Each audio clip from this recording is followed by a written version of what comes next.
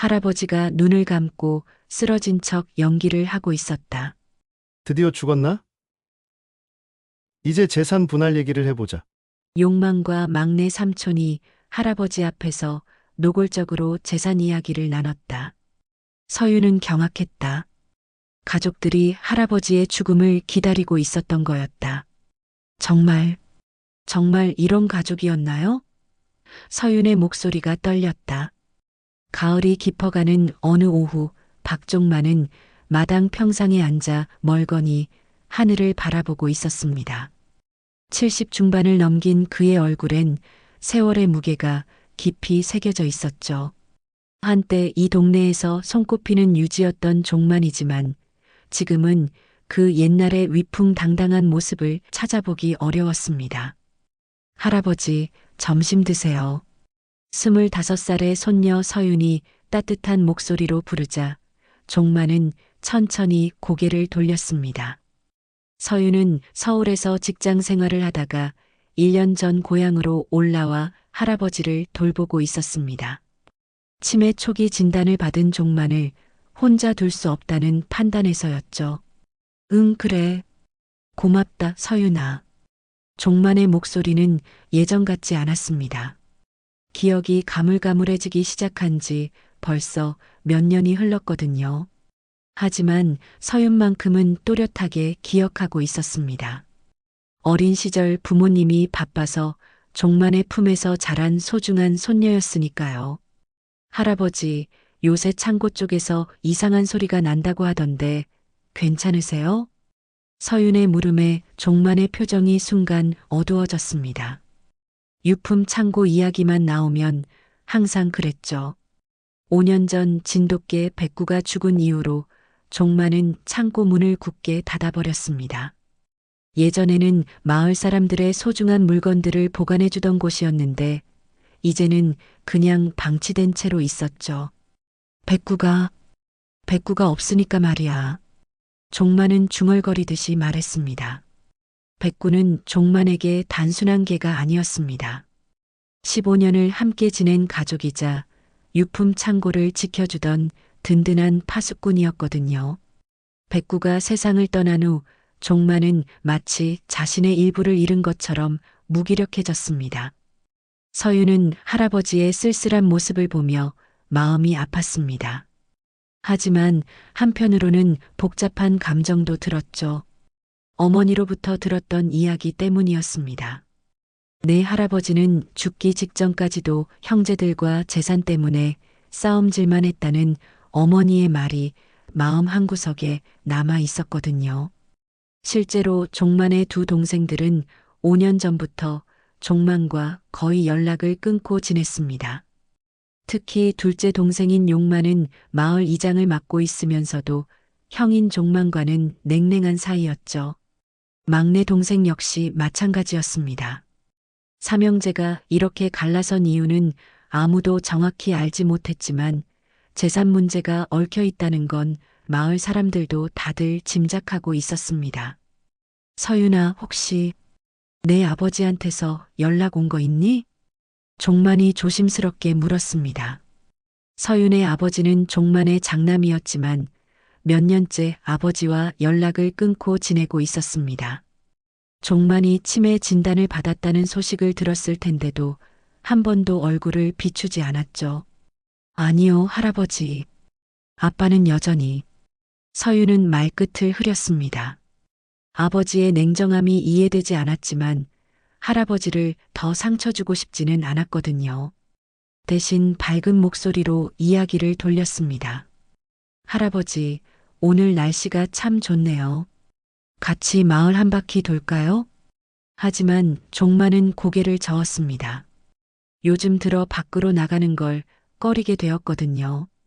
기억이 가물가물해지면서 길을 잃을까봐 두려웠던 것도 있었지만 무엇보다 마을 사람들의 시선이 부담스러웠습니다. 한때 존경받던 자신이 이제는 동정의 대상이 되었다는 걸 알고 있었으니까요. 해가 서산으로 기울어 가자 서윤은 저녁 준비를 위해 부엌으로 향했습니다. 그때 바람이 세게 불면서 어디선가 삐걱거리는 소리가 들려왔습니다. 서윤이 고개를 돌려보니 유품 창고 문이 바람에 흔들리고 있었죠. 창고 문이 열려 있네. 분명히 굳게 잠겨 있어야 할 창고 문이 반쯤 열린 채 바람에 흔들리고 있었습니다. 서윤은 이상함을 느꼈지만 할아버지가 깜빡하고 열어둔 것일 수도 있다고 생각했습니다. 요즘 종만의 기억력이 예전 같지 않았으니까요. 그날 밤 종만은 잠들기 전 서윤을 불렀습니다. 서윤아, 할아버지가 하나 말해줄 게 있는데. 네, 할아버지. 뭐든 말씀하세요. 백구 말이야. 백구는 마지막에 뭔가를 숨겼을 거야. 할아버지한테도 말 못한 게 있었거든. 종만의 말은 알쏭달쏭했지만 서윤은 진지하게 들었습니다. 치매 초기 증상일 수도 있지만 종만의 눈빛만큼은 또렷했거든요. 그날 밤 비가 내리기 시작했습니다. 가을 비치고는 제법 굵은 빗방울이 지붕을 두드리며 쏟아져 내렸죠. 서윤은 잠들지 못하고 누워서 할아버지의 말을 곱씹고 있었습니다. 백구가 뭔가를 숨겼다는 말이 머릿속에서 맴돌았거든요. 새벽 2시쯤 되었을까요? 갑자기 바람소리와 함께 무언가 삐걱거리는 소리가 들려왔습니다. 서윤이 귀를 기울여 보니 유품 창고 쪽에서 나는 소리였습니다. 아까 저녁에 문을 닫아뒀는데 다시 열린 모양이었죠. 또 문이 열렸나? 서윤은 슬리퍼를 신고 조용히 밖으로 나갔습니다. 할아버지를 깨우고 싶지 않았거든요. 우산을 들고 창고 쪽으로 걸어가는데 빗물에 젖은 흘길이 미끄러웠습니다. 손전등을 켜고 발밑을 비춰보니 뭔가 이상한 게 보였죠. 이게 뭐지? 흘길에 선명하게 찍힌 발자국이 있었습니다. 사람 발자국이 아니었어요. 4개의 발가락이 선명하게 드러난 개의 발자국이었습니다. 그것도 꽤 큰 개의 발자국이었죠. 서윤의 심장이 두근거리기 시작했습니다. 설마 백구? 하지만 그럴 리가 없었습니다. 백구는 5년 전에 죽었거든요. 할아버지가 직접 뒷산에 묻어주었다고 했으니까요. 그런데 이 발자국은 뭘까요? 서윤은 손전등으로 주변을 더 자세히 살펴봤습니다. 발자국은 하나가 아니었습니다. 여러 개가 이어져 있었고 마치 누군가를 안내하듯 창고 문 앞까지 이어져 있었죠. 더 신기한 건 발자국이 창고 문에서 멈춰 있었다는 겁니다. 마치 여기를 바라라고 말하는 것처럼요. 서윤은 창고 문 앞에 서서 망설였습니다. 할아버지가 5년 동안 굳게 닫아둔 곳이었거든요. 함부로 들어가도 될까 싶었지만 호기심이 더 컸습니다. 그리고 이상하게도 두려움보다는 묘한 끌림이 느껴졌어요. 문을 살짝 밀어보니 잠겨 있지 않았습니다. 평소 같으면 할아버지가 단단히 자물쇠를 채워뒀을 텐데 오늘은 그냥 닫혀 있을 뿐이었죠. 서윤은 조심스럽게 문을 열고 안을 들여다봤습니다. 와, 창고 안은 생각보다 정리가 잘 되어 있었습니다. 5년 동안 방치되었다고는 믿기 어려울 정도로요. 마치 누군가 계속 관리해온 것처럼 깨끗했죠. 벽 한쪽에는 오래된 가구들이 정돈되어 있었고 다른 쪽에는 상자들이 차곡차곡 쌓여 있었습니다. 그런데 바닥을 보니 또다시 깜짝 놀랐습니다. 흘길에서 본 것과 똑같은 발자국이 창고 안에도 찍혀 있었거든요. 발자국은 입구에서 시작해서 창고 깊숙한 곳까지 이어져 있었습니다. 서윤은 발자국을 따라 천천히 걸어갔습니다. 창고 맨 안쪽에는 작은 책상과 의자가 놓여 있었어요. 할아버지가 예전에 장부를 정리하던 곳 같았습니다. 그런데 책상 위에 뭔가 놓여 있었죠. 이건 백구 목줄? 먼지가 살짝 앉긴 했지만 깔끔하게 놓여 있는 백구의 목줄이었습니다. 빨간색 가죽으로 만든 튼튼한 목줄이었죠. 서윤이 어릴 때 할아버지와 함께 시장에서 사준 바로 그 목줄이었습니다. 그런데 목줄을 자세히 보니 이상한 게 하나 더 있었습니다. 목줄에 작은 열쇠가 하나 걸려 있었거든요. 예전에는 없던 열쇠였어요. 누가 언제 달아났을까요? 서윤이 목줄을 집어들려는 순간 밖에서 발소리가 들려왔습니다. 누군가 창고 쪽으로 오고 있었어요. 서윤은 깜짝 놀라서 손전등을 껐습니다. 혹시 할아버지가 깨서 나온 건 아닐까 싶었거든요. 거기 누구야? 밖에서 들려온 목소리는 할아버지 목소리가 아니었습니다. 좀 더 젊은 남자 목소리였어요. 서윤은 숨을 죽이고 귀를 기울였습니다. 이상하네.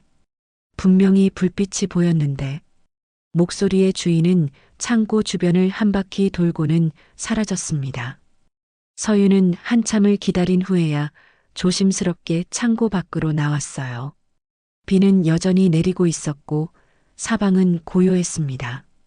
다음 날 아침 서윤은 할아버지에게 조심스럽게 물어봤습니다. 할아버지, 혹시 어젯밤에 창고에 다녀오셨어요? 응? 창고? 아니야. 왜? 종마는 의외라는 표정을 지었습니다. 그러면서 천천히 입을 열었죠. 그런데 말이야, 서윤아. 할아버지가 어젯밤에 이상한 꿈을 꿨어. 백구가 나타나서 뭔가를 보여주려고 하더라고. 꼬리를 흔들면서 자꾸 어딘가로 가자고 하는 거야. 서윤의 등골이 서늘해졌습니다. 할아버지의 꿈과 자신이 본 발자국이 너무나 일치했거든요. 그리고 목줄에 걸린 열쇠가 무엇을 여는 건지 궁금해졌습니다.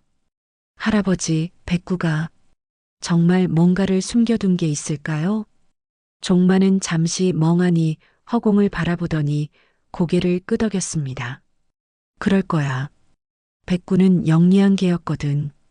할아버지보다 더 많은 걸 알고 있었을 거야. 며칠이 지났지만 서윤은 백구 목줄에서 찾은 열쇠 때문에 마음이 편치 않았습니다. 할아버지 몰래 목줄을 가져와서 방 서랍에 숨겨두긴 했지만 그 열쇠가 무엇을 여는 건지 계속 궁금했거든요. 할아버지가 낮잠을 자는 시간을 이용해서 다시 창고를 뒤져보기로 했습니다. 오후 2시쯤 종만이 평상에서 깊이 잠든 것을 확인한 서윤은 조용히 창고로 향했습니다. 이번엔 손전등 대신 휴대폰 플래시를 켰어요. 낮이긴 했지만 창고 안은 여전히 어두웠거든요. 창고 안을 자세히 살펴보니 지난번에 못 본 것들이 보였습니다. 구석진 곳에 낡은 나무 상자들이 쌓여 있었고 그 옆에는 오래된 사진들이 담긴 앨범들이 있었어요. 서윤은 하나하나 열어보기 시작했습니다. 첫 번째 상자에는 할아버지의 옛날 서류들이 들어 있었습니다. 부동산 관련 서류들, 사업 관련 계약서들, 종만이 한때 얼마나 큰 부자였는지 알 수 있는 자료들이었죠. 그런데 서류들 사이에서 이상한 편지 한 통을 발견했습니다. 편지 봉투에는 종만 형님께라고 적혀 있었고 보낸 사람은 둘째 동생 용만이었습니다. 편지 날짜를 보니 5년 전 백구가 죽기 직전에 쓴 편지였어요. 서윤은 조심스럽게 편지를 열어봤습니다. 형님, 이제 그만하시죠. 아버지 유산 문제로 우리 형제가 이렇게까지 싸워야 합니까? 형님이 독차지하려고 하니까 막내도 화가 난 거 아닙니까? 서로 양보해서 평등하게 나누면 되는 일을. 편지 내용을 보니 삼형제가 왜 갈라졌는지 대충 짐작이 됐습니다. 종만이 아버지 유산을 혼자 가져가려고 했고 그 때문에 동생들과 싸움이 벌어진 거였어요. 하지만 편지만으로는 자세한 내막을 알 수 없었습니다. 두 번째 상자를 열어보니 사진들이 가득 들어 있었습니다. 할아버지의 젊은 시절 사진들, 가족 사진들. 그런데 그 중에서 눈에 띄는 사진이 하나 있었어요. 종만과 백구가 함께 찍은 사진이었는데 배경이 바로 이 창고 앞이었습니다. 사진을 자세히 보니 백구가 앞발로 뭔가를 가리키고 있었어요. 창고 벽 쪽을 가리키고 있는 것 같았는데 서윤은 사진을 들고 벽 쪽으로 가봤습니다. 창고 벽을 따라 천천히 살펴보던 서윤은 한쪽 벽에서 이상한 점을 발견했습니다. 다른 부분에 비해 색깔이 약간 다른 부분이 있었거든요. 마치 나중에 덧댄 것처럼 보였어요. 혹시 서윤은 그 부분을 손으로 밀어봤습니다. 그러자 놀랍게도 벽 일부가 움직였어요. 가짜 벽이었던 거죠. 뒤쪽에 숨겨진 공간이 있었습니다. 숨겨진 공간은 생각보다 넓었습니다. 그리고 그 안에는 작은 금고가 하나 놓여 있었어요. 서윤의 심장이 두근거렸습니다. 혹시 백구 목줄에 있던 열쇠가 이 금고를 여는 열쇠일까요? 서윤은 급히 집으로 돌아가서 목줄을 가져왔습니다. 할아버지는 여전히 깊이 잠들어 있었어요. 다시 창고로 돌아온 서윤은 떨리는 손으로 열쇠를 금고에 꽂아봤습니다. 찰칵! 열쇠가 딱 맞았습니다. 금고 문이 천천히 열렸어요. 서윤은 숨을 참고 금고 안을 들여다봤습니다. 금고 안에는 봉인된 봉투 하나와 종만의 친필 편지가 들어 있었습니다. 봉투에는 유언장이라고 적혀 있었고 편지에는 이렇게 쓰여 있었습니다. 내 재산은 내게 등을 돌린 아들들에게 줄 생각이 없다. 이 유언장은 서윤이가 찾을 것이다. 찾는 자가 가져라. 백구야, 내가 마지막 부탁을 들어줄 거라 믿는다. 서윤은 손이 떨렸습니다. 할아버지가 언제 이런 유언장을 써둔 걸까요? 그리고 어떻게 백구가 이걸 찾게 해준다고 확신했던 걸까요? 유언장 봉투를 열어보려던 순간 밖에서 발자국 소리가 들려왔습니다. 이번에는 여러 명의 발자국이었어요. 서윤은 재빨리 유언장과 편지를 품에 넣고 숨겨진 공간을 다시 닫았습니다. 분명히 여기서 불빛을 봤다고 했는데 밖에서 들려온 목소리는 낯익은 목소리였습니다. 마을 이장인 용만의 목소리였어요. 그리고 함께 온 사람이 또 있는 것 같았습니다. 형님이 요즘 정신이 온전치 않으니까 창고 관리도 제대로 안 되는 거 아니겠어? 서윤이가 뭔가 찾고 있는 것 같던데. 또 다른 목소리가 들렸습니다. 종만의 막내 동생 목소리였어요. 서윤은 등에 식은땀이 났습니다. 삼촌들이 자신을 감시하고 있었던 걸까요? 일단 오늘은 돌아가자. 나중에 기회를 봐서 제대로 뒤져보자. 용만의 말에 두 사람은 창고를 떠났습니다. 서윤은 한참을 기다린 후에야 조심스럽게 창고 밖으로 나왔어요. 집으로 돌아가는 길에 뒤를 돌아보니 멀리서 누군가 자신을 지켜보고 있는 것 같았습니다. 그날 밤 서윤은 유언장을 읽어봤습니다. 내용은 충격적이었어요. 종만의 모든 재산을 서윤에게 물려준다는 내용이었거든요. 그리고 마지막에는 이런 문장이 적혀 있었습니다. 내 아들들은 아버지가 살아있을 때부터 재산만 노렸다. 하지만 서윤이는 다르다. 이 아이만이 진정으로 나를 사랑해준다. 서윤은 복잡한 심정이었습니다. 할아버지의 사랑이 고마웠지만 이 유언장 때문에 가족들과 더 큰 갈등이 생길 것 같았거든요. 그리고 삼촌들이 이미 뭔가를 눈치채고 있는 것 같아서 불안했습니다.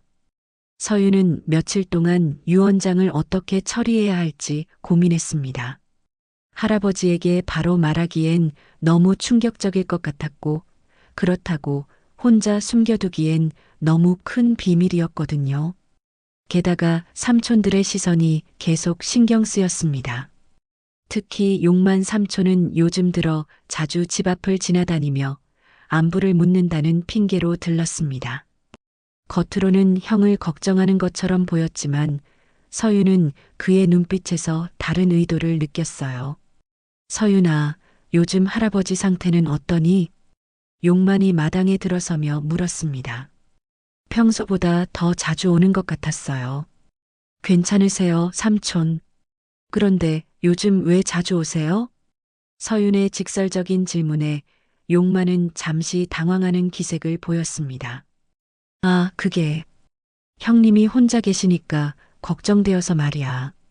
그리고 혹시 집 정리할 일 있으면 삼촌이 도와줄게. 집 정리요? 응, 뭐 옛날 물건들이나 서류 같은 것들 말이야. 형님 기억력이 예전 같지 않으니까 중요한 게 분실될 수도 있잖아. 서유는 삼촌의 말이 심상치 않다고 느꼈습니다. 혹시 유언장 같은 걸 찾고 있는 건 아닐까요? 서유는 애써 태연한 척했습니다. 아직 정리할 건 없어요. 할아버지가 직접 하시겠다고 하시거든요. 용만은 아쉬운 표정을 지었지만 더 이상 묻지 않았습니다. 하지만 돌아가면서 한 번 더 뒤돌아보는 모습이 서윤에겐 부담스러웠어요. 그날 저녁 종만은 평소와 달리 진지한 표정으로 서윤을 불렀습니다. 서윤아, 할아버지가 중요한 얘기를 하나 해줄게. 네, 할아버지. 혹시 할아버지가 써둔 유언장 같은 거 본 적 있니? 서윤은 깜짝 놀랐습니다. 할아버지가 어떻게 알았을까요? 아, 아니요. 왜요? 할아버지가 예전에 중요한 걸 써둔 게 있거든. 그런데 어디에 뒀는지 기억이 가물가물해서 말이야. 종만은 잠시 멈췄다가 계속 말했습니다. 용만이랑 막내가 요즘 자주 오는 것 같던데 혹시 뭔가 찾는 것 같지 않았니? 서유는 할아버지가 생각보다 상황을 정확하게 파악하고 있다는 걸 깨달았습니다. 치매 초기라고 해서 모든 걸 놓치고 있는 건 아니었어요. 삼촌들이 집 정리 도와주겠다고 하시긴 했어요. 그럴 줄 알았어. 종만의 목소리에 씁쓸함이 묻어났습니다. 서윤아, 할아버지가 하나만 확실히 해두고 싶은 게 있어. 할아버지 재산은 너한테 물려주고 싶어. 내가 할아버지를 진심으로 돌봐주고 있잖아. 서윤은 마음이 복잡해졌습니다. 이미 유언장을 본 상태에서 할아버지의 말을 들으니 더욱 무거웠거든요. 할아버지, 그런 얘기는 아직 이르지 않나요? 아니야. 내 나이가 몇 살인데. 그리고 이 병 때문에 언제 어떻게 될지 모르잖아. 종만은 깊은 한숨을 쉬었습니다. 내 동생들은 아버지가 돌아가신 후부터 계속 재산 얘기만 했어. 형제가 이런 식으로 갈라질 줄은 몰랐는데 그 순간 밖에서 소음이 들려왔습니다. 누군가 창고 쪽에서 뭔가를 뒤지는 소리였어요. 서윤과 종만은 동시에 고개를 돌렸습니다. 누가 저기 있는 것 같은데? 서윤이 일어나려고 하자 종만이 말렸습니다. 위험할 수도 있으니까 가지 마라. 내일 아침에 확인해 보자. 하지만 서윤은 걱정이 됐습니다. 혹시 삼촌들이 몰래 들어와서 뭔가를 찾고 있는 건 아닐까요? 유언장을 숨겨둔 금고는 다시 잠가뒀지만 다른 중요한 것들이 있을 수도 있었거든요. 다음 날 아침 일찍 서윤은 창고를 확인하러 갔습니다. 문은 열려 있었고 안은 완전히 뒤죽박죽이 되어 있었어요. 상자들은 모두 열려 있었고 서류들은 바닥에 흩어져 있었습니다. 더 충격적인 건 숨겨진 공간까지 발견당했다는 거였습니다. 가짜 벽이 열린 채로 있었고 금고는 사라져 있었어요. 서유는 다리에 힘이 빠졌습니다. 안 돼.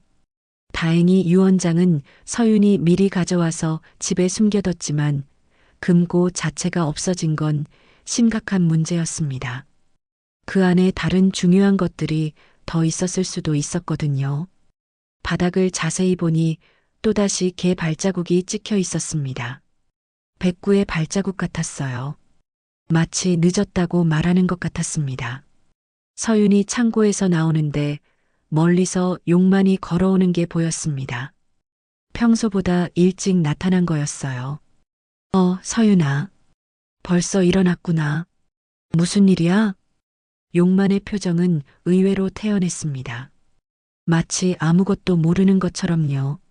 삼촌, 혹시 어젯밤에 누가 창고에 다녀간 것 같은데 아세요? 응? 글쎄, 나는 모르겠는데. 왜? 창고 안이 완전히 엉망이 되어 있어요. 용만은 놀란 척했지만 서유는 그의 연기라는 걸 알 수 있었습니다. 그래. 그럼 할아버지께 말씀드려야겠네. 혹시 중요한 게 없어졌는지 확인해 봐야겠어. 그때 종만이 집에서 나왔습니다. 창고 상황을 본 종만의 얼굴은 창백해졌어요. 누가 이런 짓을. 종만은 창고 안을 둘러보더니 갑자기 주저앉았습니다. 내가 그렇게 소중히 간직한 것들이. 용만은 형의 모습을 보며 안쓰러운 척했지만 서유는 그의 진심이 아니라는 걸 느꼈습니다. 오히려 뭔가를 찾았다는 만족스러운 기색이 얼굴에 스쳐 지나갔거든요. 창고 털이 사건 이후 종만의 상태는 급격히 나빠졌습니다. 평소에도 기억력이 흐릿했지만 이제는 하루 종일 멍하니 앉아만 있었어요. 서윤이 말을 걸어도 제대로 대답하지 못할 때가 많아졌습니다. 할아버지, 괜찮으세요? 서윤이 걱정스럽게 물어도 종만은 고개만 끄덕일 뿐이었습니다. 그러다가 가끔씩 이런 말을 중얼거렸어요. 내가 그렇게까지 숨긴 건 내 자식들이 날 짓밟았기 때문이야. 서윤은 할아버지의 말이 무슨 뜻인지 점점 이해하게 되었습니다. 유언장에 적힌 내용과 일치했거든요. 할아버지는 오래전부터 자식들과 동생들의 진심을 의심하고 있었던 거였어요. 며칠 후 더 충격적인 일이 벌어졌습니다. 용만이 마을 이장 자격으로 마을 회관에서 긴급 회의를 소집한 거였어요. 그리고 그 자리에서 종만의 치매 진단서 사본을 공개했습니다. 여러분, 우리 형님이 요즘 정신 상태가 온전치 않습니다. 의사 진단서도 여기 있고요. 용만은 진단서를 흔들며 말했습니다. 그런데 최근에 형님 집 창고에서 중요한 서류들이 사라지는 일이 벌어졌어요. 혹시 형님이 어디다 숨겨두고 기억을 못하시는 건 아닌지 걱정됩니다. 마을 사람들은 웅성거렸습니다. 모두 종만의 상황을 안타까워하는 것 같았지만 용만의 의도는 따로 있었어요. 그래서 제가 형님의 재산과 서류들을 임시로 관리하는 게 어떨까 싶습니다. 형님을 위해서라도 말이죠. 서유는 이 소식을 전해 듣고 분노가 치밀었습니다. 삼촌이 이렇게까지 나올 줄은 몰랐거든요. 하지만 더 놀라운 건 따로 있었어요. 그날 저녁 5년 동안 얼굴도 비추지 않았던 아버지가 갑자기 나타난 겁니다. 서윤의 아버지 박철수였어요. 아빠. 서윤은 믿을 수 없다는 표정으로 아버지를 바라봤습니다. 아버지는 평소보다 훨씬 말쑥하게 차려입고 있었고 표정도 딱딱했어요. 서윤아, 아버지 상태가 어떠니? 갑자기 왜 오셨어요? 할아버지가 치매 진단 받으신 지 벌써 몇 년이 됐는데 이제서야. 그 얘기는 나중에 하고 일단 아버지부터 배워야겠다. 철수는 서윤의 말을 자르고 종만이 있는 방으로 향했습니다. 종만은 아들을 보고 잠시 눈을 깜빡였지만 금세 무표정해졌어요. 왔구나. 아버지, 몸은 좀 어떠세요? 내가 궁금해할 게 뭐가 있겠니? 종만의 차가운 반응에 철수는 당황했지만 곧 본론을 꺼냈습니다. 아버지, 용만 삼촌이 아버지 재산을 관리하겠다고 나섰다는데 그건 좀 아니지 않습니까? 제가 장남인데. 지금 와서 장남 소리를 하네. 종만은 비웃음을 터뜨렸습니다. 내가 언제부터 내 아들이었나? 돈 냄새가 나니까 나타난 거 아니야? 아버지, 그게 무슨 말씀이세요? 저는 항상 뭘 했다고? 내가 아플 때 한 번이라도 찾아왔나? 서윤이가 혼자서 얼마나 고생하는지 알기나 해? 부자간의 대화는 점점 격해졌습니다. 서윤은 그동안 몰랐던 가족사의 어두운 면을 보게 되었어요. 아버지가 재산 얘기만 하시니까 지겨워서 안 온 거 아닙니까? 재산 얘기? 내가 언제 재산 얘기를 했나? 할아버지 돌아가시고 나서 아버지가 유산 독차지하려고 했잖아요. 삼촌들이랑 맨날 싸우고. 철수의 말에 종만은 깊은 한숨을 쉬었습니다. 그때 내가 독차지하려고 한 게 아니야. 너희들이 아버지 장례식장에서부터 재산 얘기를 해대니까 화가 났던 거지. 진실은 서윤이 생각했던 것과 달랐습니다.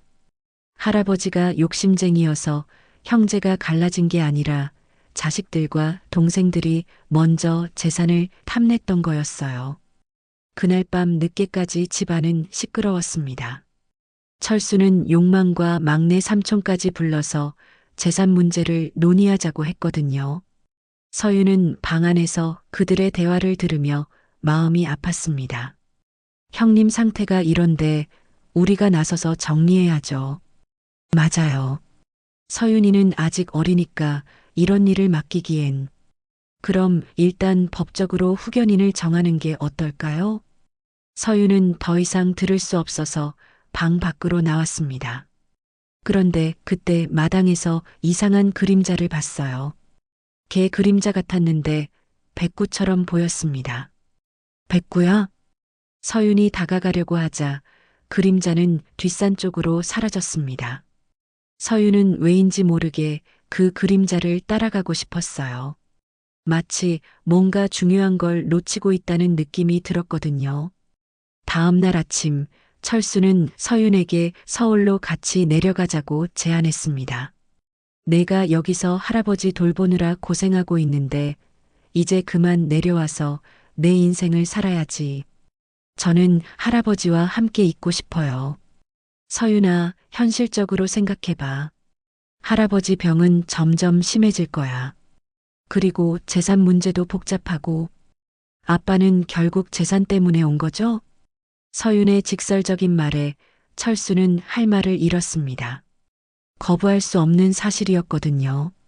그때 종만이 방에서 나왔습니다. 어젯밤 논쟁 때문에 많이 지쳐 보였어요. 서윤아, 할아버지가 너한테 미안하다. 왜요, 할아버지? 내가 이런 복잡한 일에 휘말리게 해서 말이야. 할아버지 때문에 고생만 하고 있잖아. 서윤은 할아버지의 손을 잡았습니다. 전 괜찮아요. 할아버지와 함께 있는 게 좋거든요. 그 순간 서윤은 결심했습니다. 숨겨둔 유언장을 공개해야겠다고. 할아버지의 진짜 뜻을 지켜드려야겠다고 말이에요. 서윤은 유언장을 공개하기 전에 한 가지 확인하고 싶은 게 있었습니다. 어젯밤에 본 백구의 그림자가 계속 마음에 걸렸거든요. 뒷산에 뭔가 더 숨겨진 비밀이 있을 것 같았어요. 다음 날 오후 가족들이 모두 마을 회관에서 재산 분할 논의를 하러 간 사이에 서윤은 뒷산으로 향했습니다. 백구의 무덤이 있는 곳이었죠. 5년 동안 한 번도 가보지 못했던 곳이었어요. 뒷산 오솔길을 따라 올라가니 작은 돌무덤이 하나 보였습니다. 종만이 정성스럽게 쌓아 올린 백구의 무덤이었어요. 무덤 앞에는 백구가 좋아하던 객검과 물그릇이 놓여 있었습니다. 백구야, 정말 여기 있는 거야? 서윤이 무덤 앞에 앉아서 중얼거리는데 갑자기 바람이 불어왔습니다. 그런데 이상하게도 바람이 특정 방향으로만 불었어요. 마치 서윤을 어딘가로 안내하는 것처럼요. 바람을 따라가다 보니 무덤에서 조금 떨어진 곳에 큰 바위가 하나 있었습니다. 평범해 보이는 바위였지만 자세히 보니 인위적으로 움직인 흔적이 있었어요. 서윤은 바위를 힘껏 밀어봤습니다. 생각보다 쉽게 움직였어요. 바위 아래에는 작은 구멍이 있었고 그 안에 방수포에 쌓인 꾸러미가 하나 들어 있었습니다. 이게 뭐지? 꾸러미를 열어보니 또 다른 편지와 열쇠, 그리고 낡은 수첩이 들어 있었습니다. 편지는 종만의 글씨였어요. 서윤아, 내가 이 편지를 읽고 있다면 백구가 너를 여기까지 인도해 준 거야. 백구는 영리한 개였거든.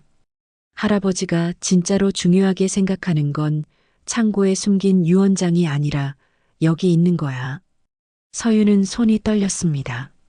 창고에서 찾은 유 원장이 진짜가 아니라는 뜻이었을까요?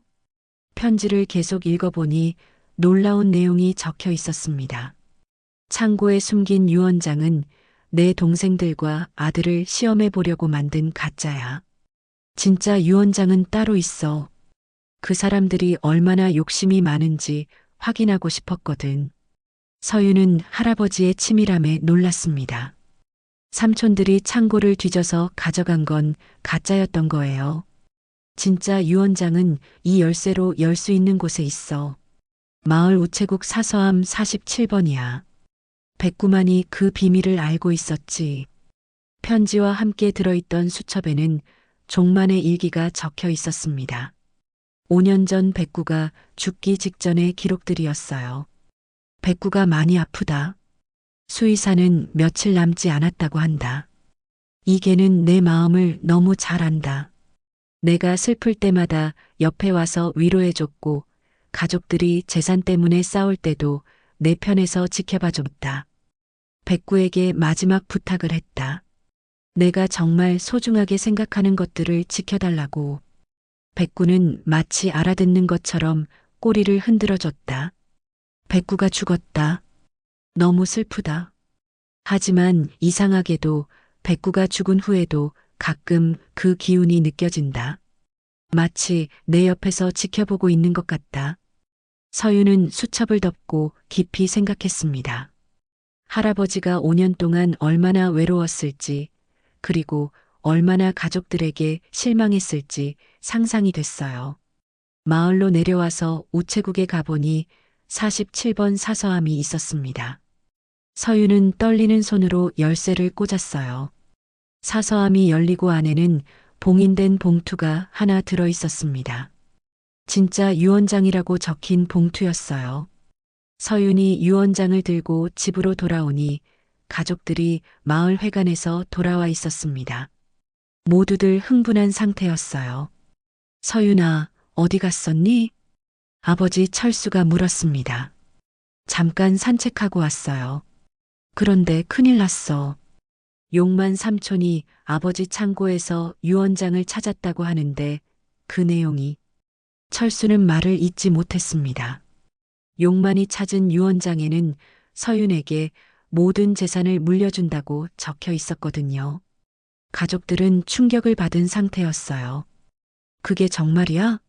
막내 삼촌이 서윤을 째려보며 물었습니다. 너 혹시 할아버지를 꼬드긴 거 아니야? 무슨 소리예요? 할아버지 정신이 온전치 않은데 내가 이용한 거 아니냐고. 분위기가 험악해지자 종만이 방에서 나왔습니다. 온 가족이 자신 때문에 싸우는 모습을 보더니 깊은 한숨을 쉬었어요. 그만해라, 다들. 아버지, 정말 서윤이한테 모든 재산을 주시려고 하세요? 용만이 물었습니다. 그 유 원장은. 종만이 말을 시작하려는데 서윤이 먼저 입을 열었습니다. 잠깐요, 모두들. 제가 할 말이 있어요. 서윤은 품에서 진짜 유 원장을 꺼냈습니다. 삼촌이 창고에서 찾은 건 가짜예요. 진짜 유 원장은 따로 있어요. 순간 모든 사람들이 조용해졌습니다. 서윤은 할아버지를 바라보며 말했어요. 할아버지가 모든 걸 시험해 보신 거죠? 가족들이 정말로 할아버지를 사랑하는지 아니면 재산만 탐내는지 말이에요. 종만의 눈에 눈물이 글썽였습니다. 서윤이 자신의 마음을 정확히 읽어준 거였거든요. 이제 진짜 유 원장을 공개하겠어요. 서윤이 봉투를 열려고 하는 순간 바깥에서 또다시 개 짖는 소리가 들려왔습니다. 모두들 깜짝 놀라서 밖을 내다봤지만 아무것도 보이지 않았어요. 하지만 서윤은 알 수 있었습니다. 백구가 마지막까지 지켜보고 있다는 걸요. 서윤이 진짜 유 원장 봉투를 열자 모든 가족들이 숨을 죽이고 지켜봤습니다. 방 안은 정적이 흘렀고 시계 소리만이 째깍거렸어요. 서윤은 천천히 유 원장을 펼쳐서 읽기 시작했습니다. 이 유 원장을 작성하는 김종만은 정신이 온전한 상태에서 다음과 같이 유언합니다. 서윤의 목소리가 떨렸지만 계속해서 읽어내려갔어요. 첫째, 나는 5년 동안 내 가족들을 지켜보았습니다. 내가 치매에 걸렸다는 소식을 들었을 때 누가 진심으로 걱정해 주는지, 누가 재산에만 관심을 보이는지 충분히 확인했습니다. 가족들의 얼굴이 점점 굳어졌습니다. 특히 용만과 막내 삼촌은 당황한 기색이 역력했어요. 둘째, 내 아들 박철수는 5년 동안 한 번도 안부를 묻지 않았습니다. 오직 재산 소식을 듣고서야 나타났습니다. 이런 아들에게 재산을 물려줄 이유가 없습니다. 철수의 얼굴이 창백해졌습니다. 부인하고 싶었지만 사실이었거든요. 셋째, 내 동생 용만과 막내는 내가 아플 때마다 서로 재산 분할 이야기만 했습니다. 심지어는 내가 살아있는데도 재산을 어떻게 나눌지 상의했습니다. 용만이 벌떡 일어섰습니다. 형님, 그게 무슨... 조용히 하세요. 서윤이 단호하게 말하자 용만은 다시 앉았습니다. 넷째, 오직 내 손녀 서윤만이 진심으로 나를 돌봐주었습니다. 재산에 대한 욕심 없이 할아버지를 사랑해 주었습니다. 따라서 내 모든 재산을 서윤에게 물려줍니다. 예상했던 내용이었지만 막상 들으니 충격이었습니다. 하지만 유 원장은 여기서 끝나지 않았어요. 다만 서윤이 이 재산을 받기 위해서는 한 가지 조건이 있습니다. 모든 사람들이 다시 집중했습니다. 서윤은 앞으로 3년 동안 이 집에서 나를 돌봐야 합니다. 그리고 내가 죽은 후에도 이 집을 지켜야 합니다. 만약 이 조건을 지키지 못한다면 재산은 자동으로 마을 복지재단에 기부됩니다. 마지막 조건에 모든 사람들이 놀랐습니다. 특히 철수와 삼촌들은 말문이 막혔어요. 설사 서윤이 조건을 지키지 못해도 자신들에게는 한 푼도 오지 않는다는 뜻이었거든요. 이상입니다. 서윤이 유 원장을 다 읽고 나자 방 안은 다시 조용해졌습니다. 종만은 서윤을 바라보며 미소를 지었어요. 서윤아, 어떠니? 할아버지 곁에 있어줄 수 있겠니? 서윤은 주저하지 않고 대답했습니다. 네, 할아버지. 기꺼이 그렇게 하고 싶어요. 그 순간 철수가 벌떡 일어섰습니다. 아버지, 이건 너무하시는 거 아닙니까? 서윤이는 아직 어린데 이런 부담을 지우시면 내가 딸 걱정을 하는 척하지 마라. 지금까지 서윤이한테 뭘 해준 게 있나? 종만의 날카로운 지적에 철수는 할 말을 잃었습니다. 용만도 마지막으로 항의했습니다.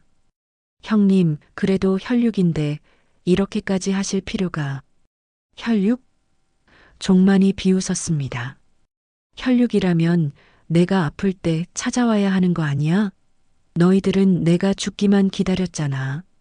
그때 갑자기 밖에서 희미한 게 울음소리가 들려왔습니다. 모든 사람들이 깜짝 놀라서 밖을 내다봤지만 아무것도 보이지 않았어요. 하지만 서윤은 느낄 수 있었습니다. 백구가 할아버지의 결정을 지지하고 있다는 걸요. 그날 밤 가족들은 모두 떠났습니다. 철수는 마지막까지 서윤을 설득하려고 했지만 소용없었어요. 서윤아, 정말 후회하지 않겠니? 내 인생을 할아버지에게 바치는 거야. 아빠는 왜 그렇게 생각하세요? 저는 할아버지와 함께 있는 게 행복해요. 그래도 젊은 나이에 할아버지께서 저를 진짜 가족으로 생각해 주시는데 제가 할아버지를 버릴 수는 없어요. 철수는 더 이상 할 말이 없었습니다. 딸의 마음이 이미 정해진 것을 알 수 있었거든요. 가족들이 떠나고 나자 집은 다시 평온해졌습니다. 서윤과 종만은 마당에 앉아서 밤하늘을 바라봤어요. 서윤아, 할아버지가 너에게 너무 큰 짐을 지운 것 같아서 미안하다. 아니에요, 할아버지. 저는 정말 괜찮아요. 그래도 내 나이에 이런 걸 감당하기가 쉽지 않을 텐데. 서윤은 할아버지의 손을 잡았습니다. 할아버지, 저한테는 이게 짐이 아니라 선물이에요. 할아버지가 저를 그렇게 믿어주시니까 정말 기뻐요. 종만의 눈에 눈물이 맺혔습니다. 고마워, 서윤아. 할아버지가 이렇게 좋은 손녀를 둬서 정말 행복해. 지금 저 눈물 나는 거, 저만 그런 거 아니죠? 정말 가슴이 뭉클해지는 순간이에요. 백구의 사랑, 할아버지의 진심, 서윤이의 효심. 이 모든 게 하나로 이어지는 마법 같은 순간이잖아요. 이런 따뜻한 이야기에 감동받으셨다면 좋아요 버튼 꾹 눌러주시고 더 많은 사람들이 이 감동을 느낄 수 있도록 구독과 공유도 부탁드려요. 그때 마당 한쪽에서 뭔가 움직이는 게 보였습니다. 서윤이 자세히 보니 백구 같은 그림자가 꼬리를 흔들고 있었어요. 마치 잘했다고 말하는 것 같았습니다. 할아버지, 백구가 보여요. 응? 어디에? 종만이 서윤이 가리키는 방향을 봤지만 아무것도 보이지 않았습니다. 하지만 이상하게도 백구의 기운은 느낄 수 있었어요. 백구야, 고마워. 서윤이를 잘 인도해줘서. 종만이 중얼거리자 바람이 살짝 불어왔습니다. 마치 백구가 대답하는 것 같았어요.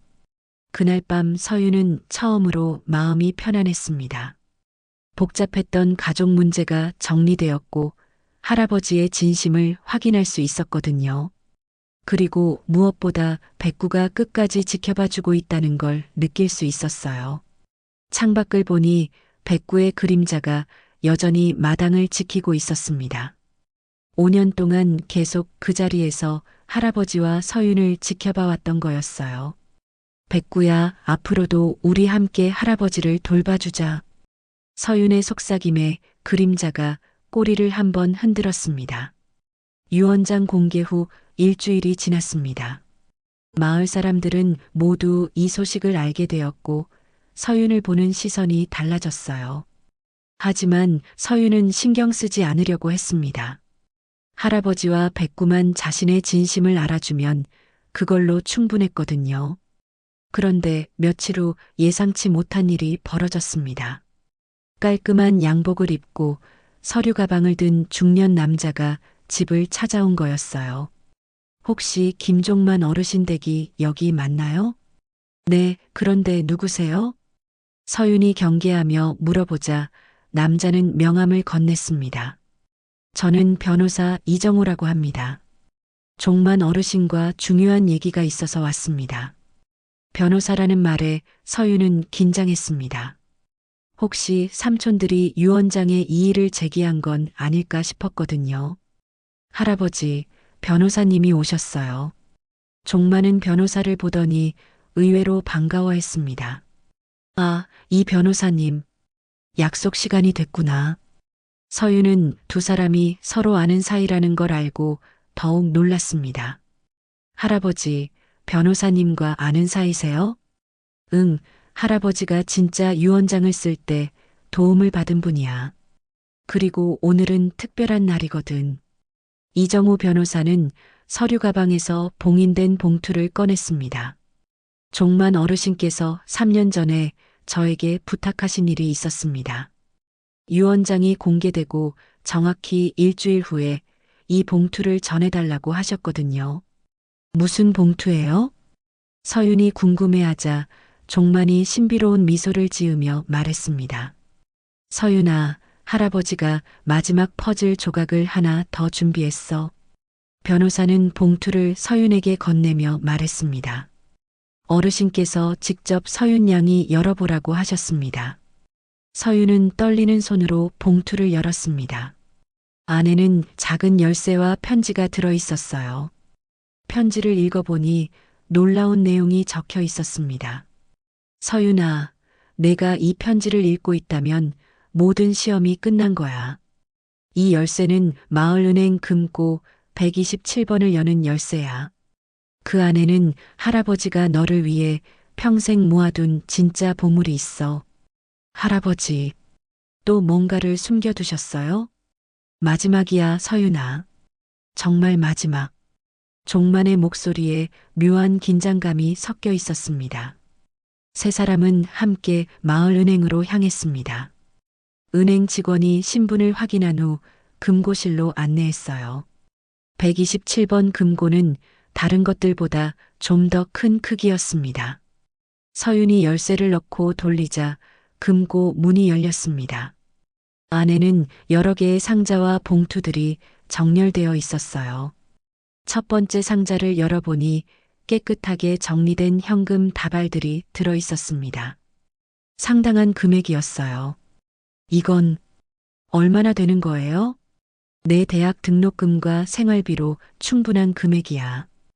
두 번째 상자에는 각종 증서들이 들어 있었습니다. 은행 예금 증서, 부동산 권리증. 할아버지, 이게 다 뭐예요? 할아버지가 평생 모은 거야. 모두 내 명의로 바꿔뒀어. 하지만 가장 놀라운 건 마지막 봉투였습니다. 봉투 겉면에는 백구에게라고 적혀 있었어요. 백구에게? 서윤이 의아해하며 봉투를 열자 안에는 동물병원 개원 허가증과 관련 서류들이 들어 있었습니다. 그리고 마지막에는 종만의 편지가 있었어요. 백구야, 내가 서윤이를 이끌어서 여기까지 오게 했다면 이제 마지막 소원도 들어줄 거라 믿어. 서윤이가 너 같은 동물들을 돌봐주는 수의사가 되도록 도와줘. 서윤은 할아버지가 자신의 어릴 적 꿈까지 기억하고 있었다는 걸 깨달았습니다. 그때 갑자기 은행 안으로 바람이 불어왔습니다. 에어컨도 켜져 있지 않은데 이상한 일이었어요. 변호사와 은행 직원도 당황했습니다. 이상하네요. 창문도 다 닫혀 있는데. 하지만 서윤은 알 수 있었습니다. 백구가 함께 있다는 걸요. 금고에서 나오면서 변호사가 마지막으로 말했습니다. 종만 어르신이 특별히 당부하신 게 하나 더 있습니다. 뭔가요? 이 모든 것들은 조건이 하나 있습니다. 서윤 양이 수의사가 되어서 이 마을의 동물병원을 열어야 한다는 조건이에요. 서윤은 웃음이 나왔습니다. 할아버지는 정말 마지막까지 자신의 미래를 설계해주고 있었던 거예요. 집으로 돌아오는 길에 서윤은 종만에게 물었습니다. 할아버지, 정말 마지막이죠? 더 이상 숨긴 건 없죠? 종만은 장난스럽게 웃으며 말했습니다. 글쎄다. 백구한테 물어봐야겠네. 그 순간 마치 대답하듯이 어디선가 개 짖는 소리가 들려왔습니다. 이번에는 변호사도 분명히 들었어요. 정말 신기하네요. 이 마을에는 정말 백구라는 개가 있는 건가요? 서윤과 종만은 서로를 바라보며 미소 지었습니다. 네, 있어요. 지금도 우리와 함께 있어요. 그날 밤 서윤은 백구의 무덤을 찾아갔습니다. 무덤 앞에 앉아서 말했어요. 백구야, 정말 고마워. 할아버지의 모든 사랑을 전해줘서. 나도 약속할게. 너 같은 동물들을 도와주는 수의사가 될게. 바람이 살랑 불어오며 서윤의 머리를 쓰다듬는 것 같았습니다. 백구의 마지막 인사였어요.